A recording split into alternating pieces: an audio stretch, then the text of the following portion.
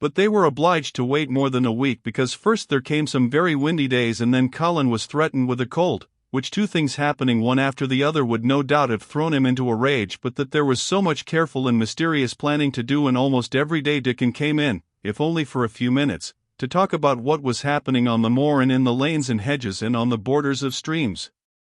The things he had to tell about otters and badgers and water rats' houses, not to mention birds' nests and field mice and their burrows, were enough to make you almost tremble with excitement when you heard all the intimate details from an animal charmer and realized with what thrilling eagerness and anxiety the whole busy underworld was working.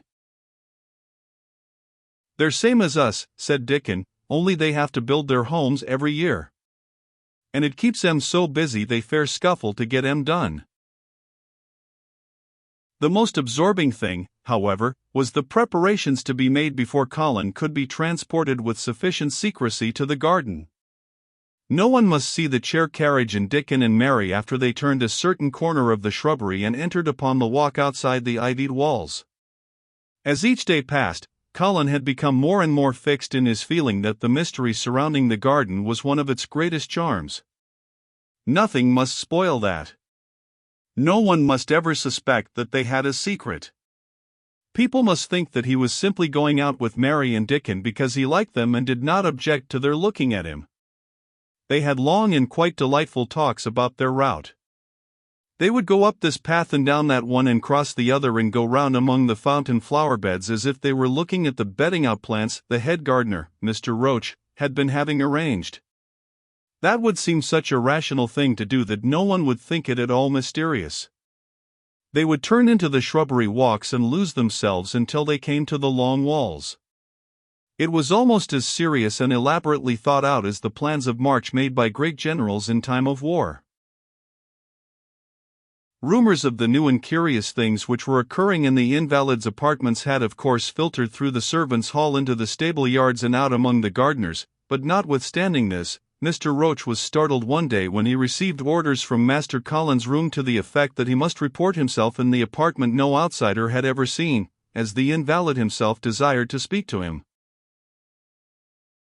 Well, he said to himself as he hurriedly changed his coat, what's to do now? His Royal Highness that wasn't to be looked at calling up a man he's never set eyes on. Mr. Roach was not without curiosity. He had never caught even a glimpse of the boy and had heard a dozen exaggerated stories about his uncanny looks and ways and his insane tempers. The thing he had heard oftenest was that he might die at any moment, and there had been numerous fanciful descriptions of a humped back and helpless limbs, given by people who had never seen him. "Things are changing in this house, Mr. Roach," said Mrs. Medlock, as she led him up the back staircase to the corridor onto which opened the hitherto mysterious chamber. "Let's hope they're changing for the better, Mrs. Medlock," he answered. "They couldn't well change for the worse," she continued, "and queer as it all is, there's them as finds their duties made a lot easier to stand up under. Don't you be surprised, Mr. Roach, if you find yourself in the middle of a menagerie and Martha Sowerby's Dickon more at home than you or me could ever be." There really was a sort of magic about Dickon, as Mary always privately believed. When Mr. Roach heard his name he smiled quite leniently. "He'd be at home in Buckingham Palace or at the bottom of a coal mine," he said. "And yet it's not impudence, either. He's just fine, is that lad." It was perhaps well he had been prepared, or he might have been startled. When the bedroom door was opened, a large crow, which seemed quite at home perched on the high back of a carven chair, announced the entrance of a visitor by saying caw, caw quite loudly. In spite of Mrs. Medlock's warning, Mr. Roach only just escaped being sufficiently undignified to jump backward. The young Rajah was neither in bed nor on his sofa. He was sitting in an armchair, and a young lamb was standing by him shaking its tail in feeding lamb fashion as Dickon knelt giving it milk from its bottle. A squirrel was perched on Dickon's bent back attentively nibbling a nut. The little girl from India was sitting on a big footstool looking on. "Here is Mr. Roach, Master Colin," said Mrs. Medlock. The young Raja turned and looked his servitor over. At least that was what the head gardener felt happened. "Oh, you are Roach, are you?" he said. "I sent for you to give you some very important orders." "Very good, sir," answered Roach, wondering if he was to receive instructions to fell all the oaks in the park or to transform the orchards into water gardens. "I am going out in my chair this afternoon," said Colin. "If the fresh air agrees with me, I may go out every day. When I go, none of the gardeners are to be anywhere near the long walk by the garden walls. No one is to be there. I shall go out about 2 o'clock and everyone must keep away until I send word that they may go back to their work." "Very good, sir," replied Mr. Roach, much relieved to hear that the oaks might remain and that the orchards were safe. "Mary," said Colin, turning to her, "what is that thing you say in India when you have finished talking and want people to go?" "You say, 'You have my permission to go,'" answered Mary. The Raja waved his hand. "You have my permission to go, Roach," he said. "But, remember, this is very important." "Caw caw," remarked the crow hoarsely but not impolitely. "Very good, sir." "Thank you, sir," said Mr. Roach, and Mrs. Medlock took him out of the room. Outside in the corridor, being a rather good-natured man, he smiled until he almost laughed. "My word," he said, "he's got a fine lordly way with him, hasn't he? You'd think he was a whole royal family rolled into one prince consort and all." "Ed," protested Mrs. Medlock, "we've had to let him trample all over every one of us ever since he had feet, and he thinks that's what folks was born for." "Perhaps he'll grow out of it, if he lives," suggested Mr. Roach. "Well, there's one thing pretty sure," said Mrs. Medlock. "If he does live and that Indian child stays here, I'll warrant she teaches him that the whole orange does not belong to him, as Susan Sowerby says. And he'll be likely to find out the size of his own quarter." Inside the room, Colin was leaning back on his cushions. "It's all safe now," he said. "And this afternoon I shall see it, this afternoon I shall be in it." Dickon went back to the garden with his creatures and Mary stayed with Colin. She did not think he looked tired, but he was very quiet before their lunch came and he was quiet while they were eating it. She wondered why and asked him about it. "What big eyes you've got, Colin," she said. "When you are thinking they get as big as saucers. What are you thinking about now?" "I can't help thinking about what it will look like," he answered. "The garden?" asked Mary. "The springtime," he said. "I was thinking that I've really never seen it before. I scarcely ever went out, and when I did go I never looked at it. I didn't even think about it. I never saw it in India because there wasn't any," said Mary. Shut in and morbid as his life had been, Colin had more imagination than she had, and at least he had spent a good deal of time looking at wonderful books and pictures. "That morning when you ran in and said it's come, you made me feel quite queer. It sounded as if things were coming with a great procession and big bursts and wafts of music. I've a picture like it in one of my books, crowds of lovely people and children with garlands and branches with blossoms on them, everyone laughing and dancing and crowding and playing on pipes. That was why I said, perhaps we shall hear golden trumpets, and told you to throw open the window." "How funny," said Mary. "That's really just what it feels like. And if all the flowers and leaves and green things and birds and wild creatures danced past at once, what a crowd it would be. I'm sure they'd dance and sing and flute, and that would be the wafts of music." They both laughed, but it was not because the idea was laughable but because they both so liked it.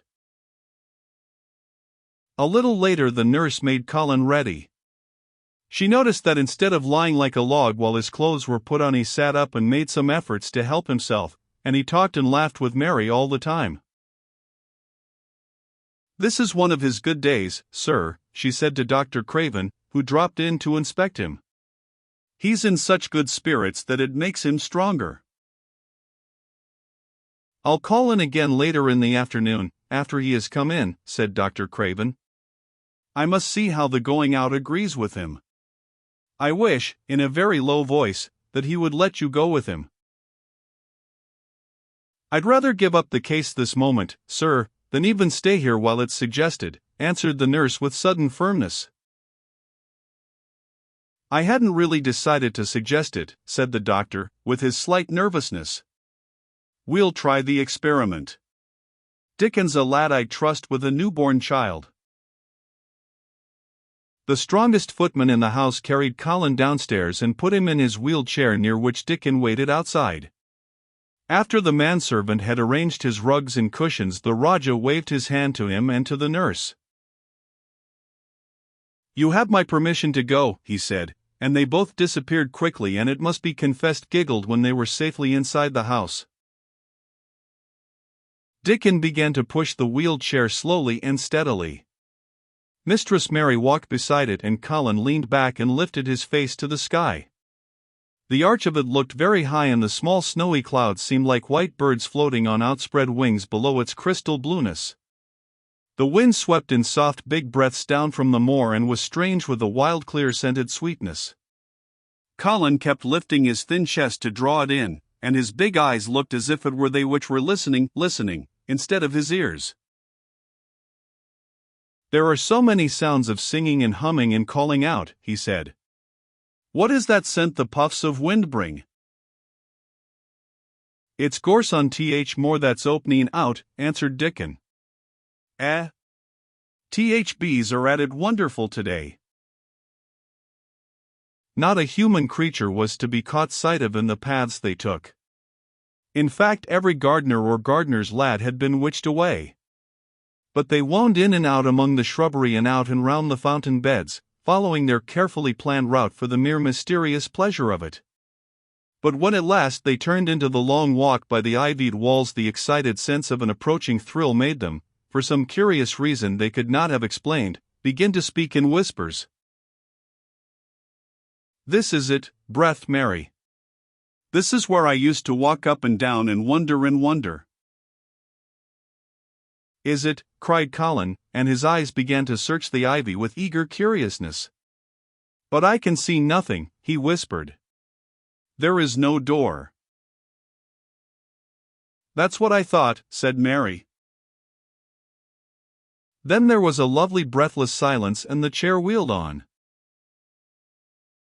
"That is the garden where Ben Weatherstaff works," said Mary. "Is it?" said Colin. A few yards more and Mary whispered again. "This is where the robin flew over the wall," she said. "Is it?" cried Colin. "Oh! I wish he'd come again." "And that," said Mary with solemn delight, pointing under a big lilac bush, "is where he perched on the little heap of earth and showed me the key." Then Colin sat up. "Where? Where?" "There," he cried, and his eyes were as big as the wolf's in Red Riding Hood, when Red Riding Hood felt called upon to remark on them. Dickon stood still and the wheeled chair stopped. "And this," said Mary, stepping onto the bed close to the ivy, "is where I went to talk to him when he chirped at me from the top of the wall. And this is the ivy the wind blew back," and she took hold of the hanging green curtain. "Oh! Is it?" gasped Colin. "And here is the handle, and here is the door." Dickon push him in quickly. And Dickon did it with one strong, steady, splendid push. But Colin had actually dropped back against his cushions, even though he gasped with delight, and he had covered his eyes with his hands and held them there, shutting out everything until they were inside and the chair stopped as if by magic and the door was closed. Not till then did he take them away and look round and round and round as Dickon and Mary had done. And over walls and earth and trees and swinging sprays and tendrils the fair green veil of tender little leaves had crept, and in the grass under the trees and the grey urns in the alcoves and here and there everywhere were touches or splashes of gold and purple and white, and the trees were showing pink and snow above his head, and there were fluttering of wings and faint sweet pipes and humming and scents. And the sun fell warm upon his face like a hand with a lovely touch. And in wonder Mary and Dickon stood and stared at him.